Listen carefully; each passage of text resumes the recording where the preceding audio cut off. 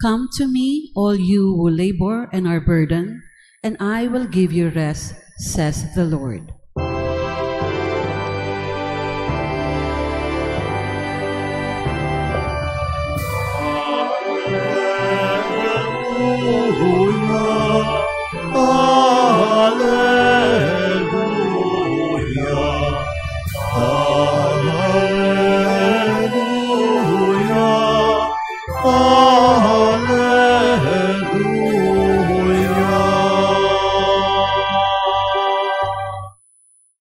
The Lord be with you. And with your spirit. A reading from the Holy Gospel according to St. Luke. Glory to you, O Lord.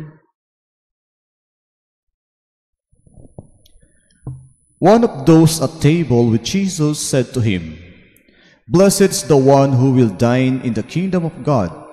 He replied to him, "A man gave a great dinner to which he invited many. When the time for the dinner came, he dispatched his servant to say to those invited, 'Come, everything is now ready.' But one by one, they all began to excuse themselves. The first said to him, 'I have purchased a field and must go to examine it. I ask you, consider me excused.' And another said, 'I have purchased 5 yoke of oxen, and I am on my way to evaluate them. I ask you, consider me excused.' And another said, 'I have just married a woman, and therefore I cannot come.' The servant went and reported this to his master. Then the master of the house, in a rage, commanded his servant, Go out quickly into the streets and alleys of the town, and bring in here the poor and the crippled, the blind and the lame." The servant reported, "Sir, your orders have been carried out, and still there is room." The master then ordered the servant, "Go out to the highways and hedgerows, and make people come in that my home may be filled. For I tell you, none of these men who were invited will taste my dinner." Brethren, the Gospel of the Lord. Praise to you, Lord Jesus Christ. Please all be seated. Magandang gabi po, mga kapatid ko ay Kristo. Tanungin mo naman na yung katabi, in-invite ka ba ng Panginoon dito ngayon? So mga kapatid kay Kristo, sa ating ebanghelyo po, sinasabi sa ating tema, huwag tanggihan ang handang inihanda ng poong may kapal. Ano po ba kaya ang inihanda ng ating Panginoon Diyos para sa atin? Ano kaya ang masarap na inihandang pagkain ng Diyos para sa atin? Kaya nga po mga kapatid, sa ating unang pagbasa, nalaman natin ang pag-anyaya ng Diyos sa mga tao na tanggapin ang kanyang anak na si Kristo, ang nagkatawang tao upang makapiling ang mga tao at maging hain para sa mga pagkakasala ng sangkatauhan. Narinig po natin sa ating unang pagbasa, hinubad ni Jesus ang kanyang pagka-Diyos at isinuot niya ang kanyang pagkatao upang ipalasap niya sa mga tao ang kanyang sarili. So, ibig sabihin ng kapatid, ang Panginoong Diyos na mismo ang lumalapit sa Diyos upang makipagkasundo, magbalik muli ang ugnayan ng Diyos sa mga tao. Pero narinig natin sa ating ebanghelyo, ganun na lamang ang pag-iwas ng mga tao sa paanyaya ng Panginoon. Bakit kaya? Anong inuuna nila sa buhay nila kaysa sa mahalagang handog o paanyaya ng Panginoon? So mga kapatid, malinaw sa atin na mas unahin natin ang Diyos kaysa sa lahat ng bagay na mayroon tayo ngayon. Bakit?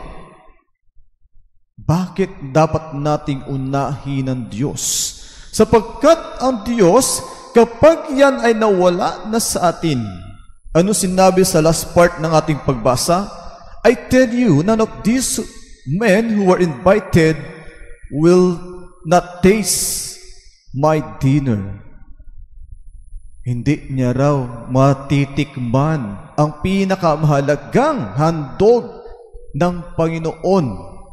So mga kapatid, kung tayo ay tatalikod sa Diyos, kung tayo ay bibitaw sa Diyos, ano pang magagawa natin sa buhay natin? Wala na. Wala na tayong pupuntahan. Wala na tayong patutunguhan maliban lamang kay Kristo Jesus. Kaya nga po mga kapatid, isang paanyaya sa atin ng Panginoon na kailangan nating tugunan, na kailangan nating sumunod, na kailangan nating puntahan ang paanyaya ng ating Panginoon. Sinasabi nga po sa John 6 verse 35, Jesus said to them, I am the bread of life. Whoever comes to me shall not hunger, and whoever believes in me shall never thirst. Ang gandang pakinggan. Kung sino man daw pong lumalapit sa Diyos o kay Kristo Jesus, hindi na kailanman magugutom at hindi na kailanman mauuhaw. Ano pong ibigpahiwatig sa atin ito ng Panginoon sa Kristo? Na kung tinatanggap natin si Kristo bilang handog, hindi niya kailanman tayo iiwanan. Hindi man tayo kailanman magugutom at mauuhaw.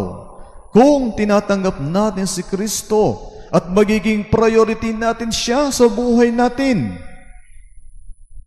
Ano pong ginawa ng tatlong invited, no? Mas inunan nila ang makamundong bagay kaysa sa imbitasyon ng ating Panginoon. Kayo po, tayo po, tinawag tayo ngayon ng Diyos. Tumugon tayo sa kanyang paanyaya. Sa paanyaya kaya niya ngayon, tinatanggap ba natin si Kristo? Kaya siguro na ano lang tayo, na force lang tayo na pumunta rito, no? Ginagawa ba natin ang pinag-uutos natin ng Panginoon? Binibigay ba natin ang ating sarili, ang ating oras at panahon sa ating Panginoon sa Kristo? Ano po sinabi sa Revelation chapter 3 verse 20? Behold, I stand at the door and knock. If anyone hears my voice and open the door, I will come in to him and eat with him and he with me. So kung sino man daw po ang magbubukas ng pintuan ng kanyang puso, mananatili si Kristo sa kanya habang buhay. Si Kristo po'y kumakatok sa inyo ngayon. Pagbubuksan niyo ba siya? O hayaan niyong itatarangka ang inyong puso? So mga kapatid, ibig sabihin, ang malaking piging na ihinanda sa atin, walang iba kundi si Kristo. Si Kristo ang naghain ng sarili niyang buhay para sa ating kaligtasan. Si Kristo ang nabigay ng sarili niya upang tayo maiangat sa kanyang Ama at makapiling sa kanyang kaharian. Ano po sinasabi sa atin ni Pope Francis? The Eucharist is essential for us. It is Christ who wishes to enter our lives and fill with us with His grace. Si Kristo na mismo ang nag-aalok ng kanyang sarili. Lumalapit na sa atin upang makasama niya tayo at maibigay sa atin ang ating mga pangangailangan, mga biyaya, mga grasya na ating kakailanganin. Ano po sinasabi sa Mateo chapter 6 verse 33? Seek first the kingdom of God, and all these things will be added unto you. Sinasabi na unahin muna nating hanapin ang kaharian ng Diyos upang lahat ng ating mga pangangailangan ng priority sa buhay natin ipagkakaloob ng ating Panginoon. Kaya nga po mga kapatid, no, sinasabi sa 10 utos, sa pangatlong utos, magkaroon ka ng oras at panahon sa araw ng pamamahinga. Ibig sabihin, 1 oras lang ang hinihingi ng Panginoon para siya sambahin, pasalamatan at purihin. Hindi pa ba natin maig-aalay sa Kanya iyan? Mga kapatid, ang Eucharistia ay mahalaga para sa atin.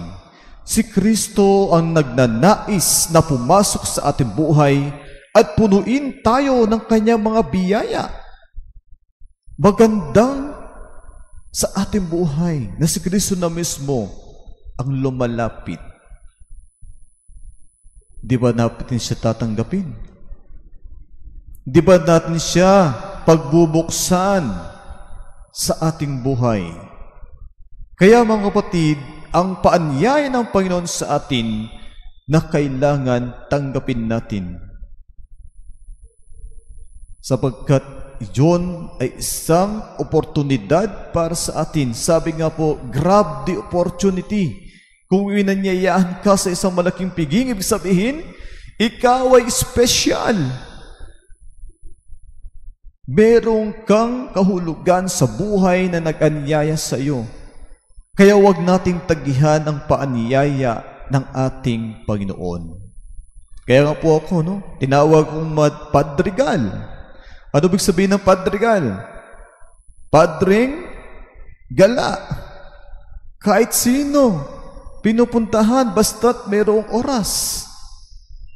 Ibig sabihin ng kapatid, ang tao nag-anyaya sa iyo, pinagkakatiwalaan ka.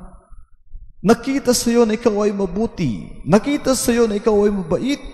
Nakita sa iyo na ikaw ay importante sa kanila. Ganon din po ang paanyaya ng Panginoon sa ating lahat na inaanyayahan tayo. Ibig sabihin lahat tayo na sumunod at sumugot sa kanyang paanyaya ay mahalaga sa ating Panginoon.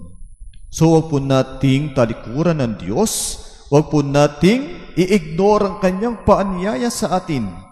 Pagkat minsan lamang dumating sa buhay ng tao, ang Panginoon ay nag-aanyaya sa inyo. Mga kapatid, ito ang hamon sa atin ng Diyos. Kapag si Kristo'y kumatok sa iyo, pagbubuksan mo ba o hindi? Kasihan nawa tayo ng Panginoon. Sa ngalan ng Ama, ng Anak, at ng Espiritu Santo. Amen. Amen. Please all stand.